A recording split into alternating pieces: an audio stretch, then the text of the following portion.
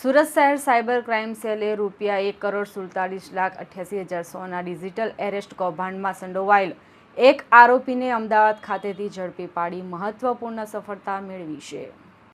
Police તપાસ મુજબ આરોપીઓએ મુંબઈ સાયબર ક્રાઇમ વિભાગ સીબીઆઈ હેડ સતીશ નિકમ અને સીબીઆઈ ચીફ આકાશ કુલહરી તરીકે ખોટી ઓળખ આપી અને ફરિયાદીને ડરાવ્યો હતો। આરોપીઓએ ફરિયાદીને જણાવ્યું કે તેમના આધાર કાર્ડ ઉપરથી ખરીદાયેલા સિમ કાર્ડનો ઉપયોગ મની લોન્ડરિંગ તેમજ દેશ વિરોધી મેસેજ માટે કરવામાં આવ્યો છે। આરોપીઓએ ફરિયાદીને ડિજિટલ એરેસ્ટ હેઠળ હોવાનું કહી સીબીઆઈ ઇન્ક્વાયરી અને એરેસ્ટ વોરંટની ધમકી આપી હતી। ત્યારબાદ વોટ્સએપ મારફતે મુંબઈ પોલીસ અને ક્રાઇમ બ્રાન્ચના નકલી દસ્તાવેજો મોકલી આરબીઆઈ વેરિફિકેશનના બહાને ફરિયાદી પાસેથી ₹1.47 કરોડથી વધુની રકમ વિવિધ બેંક એકાઉન્ટમાં ઓનલાઈન ટ્રાન્સફર કરાવી હતી।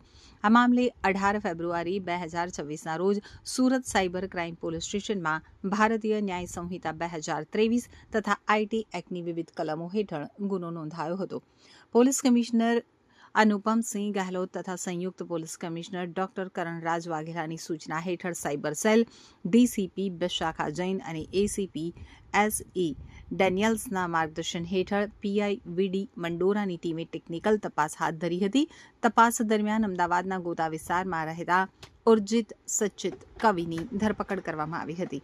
પોલીસ તપાસમાં સામે આવ્યું છે કે આરોપીના આઈસીઆઈસીઆઈ બેંક એકાઉન્ટમાં ફરિયાદીની ₹38 લાખની રકમ ટ્રાન્સફર થઈ હતી। આ એકાઉન્ટ મારફતે કુલ ₹2.84 કરોડથી વધુના ટ્રાન્ઝેક્શન થયા હોવાનું સામે આવ્યું છે। એનસીસીઆરપી પોર્ટલ ઉપર તપાસ કરતા આ એકાઉન્ટ સામે દેશના અલગ અલગ રાજ્યોમાં કુલ 12 ફરિયાદો નોંધાયેલી હોવાનું પણ જાણવા મળ્યું છે। તો આરોપી સામે અમદાવાદ, ગાંધીનગર, દિલ્હી, કોટા અને વડોદરામાં સાયબર ફ્રોડ તથા છેતરપિંડીના અનેક ગુનાઓ નોંધાયેલા હોવાનું પોલીસ તપાસમાં બહાર આવ્યું છે। પોલીસે અપીલ કરી છે કે પોલીસ કે કોઈ પણ સરકારી એજન્સી ક્યારેય વિડીયો કોલ અથવા ઓનલાઈન માધ્યમથી ડિજિટલ એરેસ્ટ કરતી નથી। કોઈ અજાણી વ્યક્તિ દ્વારા પોલીસ, સીબીઆઈ અથવા અન્ય એજન્સીના નામે ધમકી આપવામાં આવે તો ગભરાયા વિના નજીકના પોલીસ સ્ટેશન અથવા પરિવારજનોનો સંપર્ક કરવો। નાણાકીય ફ્રોડની ઘટના બને તો તરત જ સાયબર હેલ્પલાઇન નંબર 1930 ઉપર સંપર્ક કરી મદદ મેળવવી।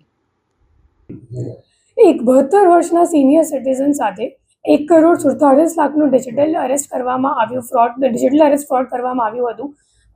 જેમાં જે સામેવાળા હતા એ લોકો પોતાનું ઓળખ એક સીબીઆઈ ઓફિસર તરીકે આપી હતી અને એમને એમ કહેવામાં આવ્યું હતું કે તમારો જે આધાર કાર્ડ છે એક સિમ કાર્ડ ઇસ્યુ કરવામાં યુઝ કરવામાં આવ્યું હતું અને જે એ સિમ કાર્ડ છે એક મની લોન્ડરિંગ કેસ જે નરેશ ગોયલની ઉપર ચાલે છે મુંબઈ ક્રાઇમ બ્રાન્ચ દ્વારા એમાં સંડોવાયેલ છે અને એટલા માટે તમારું જે આખું એસેટ છે એ ફ્રીઝ કરવાનું છે અને તમે તમારા જેટલા પણ પોર્ટફોલિયો કે ઇન્વેસ્ટમેન્ટ છે એ બધા લિક્વિડેટ કરીને અમે લોકો જે ખાતું તમે લોકો આપી રહ્યા છે એ તમે એમાં ટ્રાન્સફર કરી દો અને એવી રીતે એમની સાથે એક છેતરપિંડી કરવામાં આવી હતી। આ જે ડિજિટલ એરેસ્ટનો ગુનો છે એ 28 દિવસ સુધી ચાલતું હતું અને પછી પાછળથી અમે લોકોને બેંક દ્વારા ખબર પડી કે આ માણસ સાથે ખરેખર ડિજિટલ એરેસ્ટનો ગુનો બની રહ્યું છે અને પછી આ ગુનો દાખલ કરવામાં આવ્યું અને પછી ટેકનિકલ વર્કઆઉટ તરીકે અમે લોકોએ વર્કઆઉટ કરીને ખબર પડી કે એક ખાતું છે આઈસીઆઈસીઆઈ બેંક એકાઉન્ટનું જેમાં 39 લાખ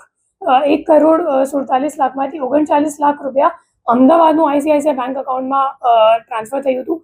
જે બેંક એકાઉન્ટ હોલ્ડર છે એમનું નામ છે ઉર્જિત કવિ અને ઉર્જિત કવિના ઉપર હજી 5 ગુનાઓ દાખલ છે જે આઈસીજેએસ માધ્યમથી ખબર પડી, જેમાં 2 સાયબર ગુનાઓ છે કોટા અને દિલ્હીનું અને 2 છેતરપિંડીનો ગુના છે અમદાવાદમાં અને એક છે વડોદરા શહેરમાં। તો એવી રીતને સુરત શહેર સાયબર સેલ ને સિવાય બીજા 5 ગુના પણ આરોપીની સામે રજિસ્ટર્ડ છે। હવે આ જે ડિજિટલ એરેસ્ટનો ગુનો બન્યો તો એમાં જે એકાઉન્ટ આરોપીનું છે એ હજી એનસીસીઆરપી એકાઉન્ટ ઉપર હજી 12 ફરિયાદ એનસીસીઆરપી ઉપર નોંધાયેલ છે, જેમાં ₹2,84,00,000નું ટ્રાન્ઝેક્શન કરવામાં આવ્યું છે અને હાલ બીજા આરોપીઓને શોધવા માટે અમારી પ્રયત્ન ચાલુ છે।